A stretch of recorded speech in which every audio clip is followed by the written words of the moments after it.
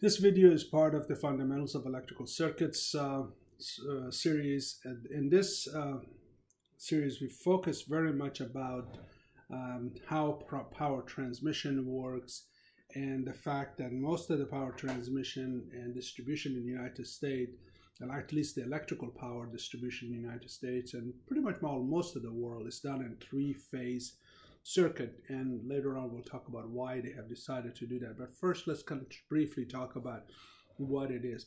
So in a transmission system where the power is, there is going to be a place where the power is generated. So the question is, what are some of the power? For example, there could be reusable energy. More and more we're getting reusable energy, such as potentially wind, potentially ocean, waves, potentially. So these are kind of smaller part of the generation today, but they're growing. Next smaller one, probably nuclear, is still in there. And then there's a whole category of traditional stuff, like hydro is a very big producer, especially in the United States. Bonneville Dam in the northwest of the United States, a major provider. And then, of course, we have the traditional stuff like coal and gas, natural gas, and all the other fossil fuel related transmission. So these are going to be sources of energy that need. And then when it comes to the time of transmission of these things, pretty much most providers of the energy will break it down into three separate voltages. There are a number of benefits in doing that. Typically, the one phase they refer to as A, another phase they refer to as B, another phase they refer to as C. ABC is pretty much a common way of referring to these. Then you would have, of course, on the other end of this, you will have distributions. So now this is not going to be your home. This is most likely is going to be somebody in some major area electricity provider, such as in Clark County, where I am, where we are, is Clark PUD is the recipient of that. In other places could be PGE, could be Avista Power, could be any multitude of other companies that receive this power and distribute it. And then the homes and the businesses would be kind of fed from here. And typically in the language of transmission, of course, this would be the source or the generators. And then this is going to be the transmission facility. Now, yes, they are wire, but they're a lot more than wire because they go long distances for transmission. This could be a few miles, but most likely it's hundreds of miles or thousands of miles. That's kind of the magnitude they're talking about. Typically, we transmit power this way in a sinusoidal format, so it's much like what we have been talking about. So it's a sinusoidal cosine. Basically, we use the form of a cosine to talk about it. So this is a three-phase transmission. They all, pretty much everybody attempts to have a balanced three-phase circuit. What it means by balance, we're going to really talk about it. It's going to be basically, what they're talking about is a VA, VB, VC would have exactly the same voltage, the same frequency, and they're going to be only shifted by, in this case, there is three-phase, and this is 360 degrees, from beginning of the circle all the way. They basically cut the circle into three pieces. So you're going to have that is going to be phased at 0 degree, one at 120 degrees, and another one at 240. Although they don't refer to this as 240, they refer to it as minus 120. So anyway, so you're going to have your VA typically is right here, and depending on which way you go, you're either going to have VB here, VC here, or you're going to have VC here, VB here. So that's how that's the fundamentals of balanced three-phase. Let's talk a little bit about why balanced three-phase signal is a good thing to have instead of just having one giant one. One is it's more efficient in its demand on the type of wire you use, and the cost of transmission line really a big player in that one. But there is another more important things on three-phase power, because if you look at this thing, let's take a look at the black one and call the black signal VA, and let's call the blue one VB, and let's call the red one VC for the time being. If I look at this thing, you'll see if I write the equation for this one, and if I assume this is 0 times 0, then of course the equation for VA is gonna be whatever the Vmax is. And you notice these are balanced, they're same frequency and balanced. So this is a three-phase or a balanced three-phase sources, which basically is telling us that your magnitude is Vm, whatever this is in here is 1. Let's call this one Vm. So it's going to be Vm cosine of whatever the frequency is plus the angle 0. So the first one, the black one, you're going to assume is 0. As you can see, is a pure cosine, and it maxes out right at t equal to 0. So all is good. Again, this is t, this is volts. Okay. Now, if you look at VB still maximum is the same, is cosine, frequency is exactly the same, is balanced, but you look at the angle is 120 degrees shifted.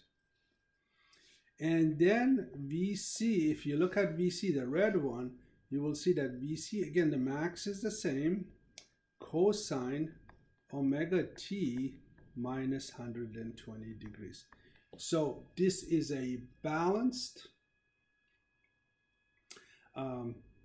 three-phase source, and just because of the order of this, and we'll talk about that, this is called a ACB or negative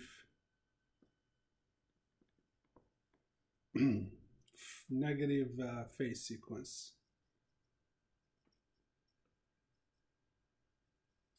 So if I rename A and B and C, I might get a different thing. We'll talk in a minute when we look at the Phasor domain for this one. But that's good. Hopefully that gives you a good understanding of, you know, when they talk about balanced three-phase circuit, they're talking about circuits that have all the signals are cosine. They have the same maximum magnitude. They all have the same frequency, and they are separated exactly by 120 degrees. If any of those three features are not present, then you do not have a balanced three-phase circuit. Okay. Now let's go ahead and take a look at the same thing in Phasor domain. If I redraw this thing in Phasor domain, if you recall what Phasor domains are, Phasor domain basically is gonna be, you have a real, imaginary axis here. You have real axis here. Okay, and your three signals, let's go ahead and get a different color so it's a little easier. Let's get a blue one. So this one basically says, oh, it ended up in green, that's okay. So you're gonna have three of these things exactly the same length. This is gonna, if I just do it up top, this one the way I labeled them up there, this is gonna be VA with a phase of 0. Then I'm going to go this way 120 degrees,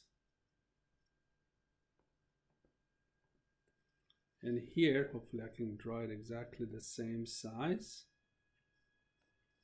Okay, so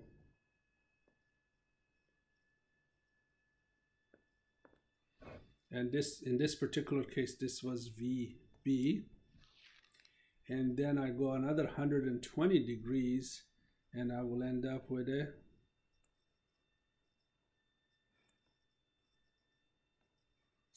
VC. You can say this is because this is another 120 degrees, so you could literally say this is 240. We usually like to keep the angle in this kind of discussion under 180, so most commonly they refer to as minus 120 degrees. So now what you got VA, which is equal to VM angle of 0 degree. That's your first phase. Then you got VB, that is VM angle of plus 120 degree. This is set to lead by 120 degrees. And then you got VC, which is VM angle of minus 120, or is set to lag by 120. But that's not that important as long as these are 120 degrees. Again, this configuration is said to have a negative or ACB phase sequence. So this kind of begs the question, what is a positive phase sequence? In a sense, it's just relabeling this thing. So what's going to happen if you just happen to have another, let's say another generator that, because it was wired or the way they name things, you would have a VA at 0. Then you would have a VC at 120. And then you would have a VB at minus 120. It's more or less the same, but you can kind of see that A, B, and C, the phase shifts are in the reverse order, which is fine. So this is going to be VM angle of 0 degree. VB is going to be VM angle of minus 120 degrees. And VC is going to be VM angle of plus 120 degrees. And this is referred to as the positive or A, B, C phase sequence. Of course, you know, in drawing it, you would think it's somewhat arbitrary, but it's very important because if I'm using this, I need to know which phase is shifted in what direction, because that plays a role for me. Now, one of the very, very important parts, and the reason people go to 3 phases, if I need to create a lot of torque, I need to have energy that is power that's always constant coming at me, it's very important that my power be constant. And I just drew this one as a representation. This is basically VA squared representing power delivered by A, because remember V squared over Z, and plus VB plus the power provided by B plus power provided by C. If you look at it, A, B, and C are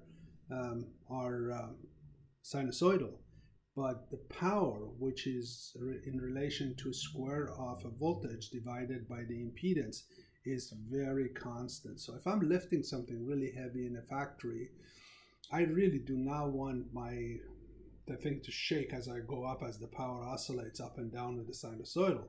In this case, I got a constant power derived from that. That's one of the main reasons people like to have 3-phase, especially in the industrial, for example, people who are machining things, people who are trying to produce consistent product where they need a lot of power to shape the product. They really need a 3-phase power.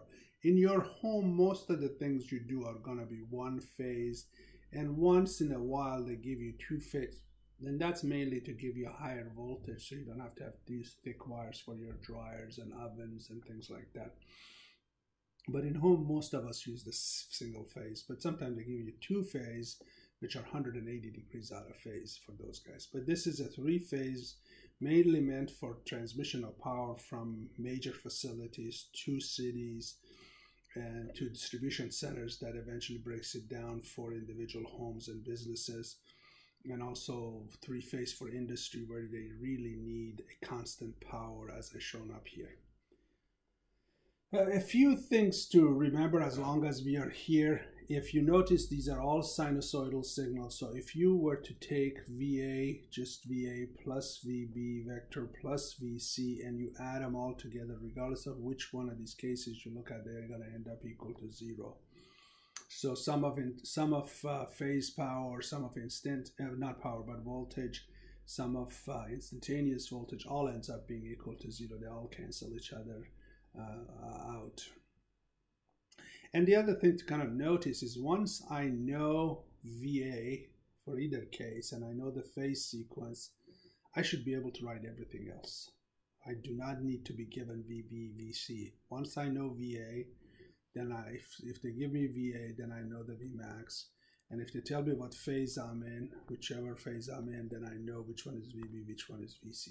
So in many cases, that's what happens. They'll just give you the VA is called the reference phase. And once they give you the reference phase, you should be able to derive all the rest of it. That brings us to the end of the introduction of the balanced three-phase circuit in the Fundamental of Electrical Circuits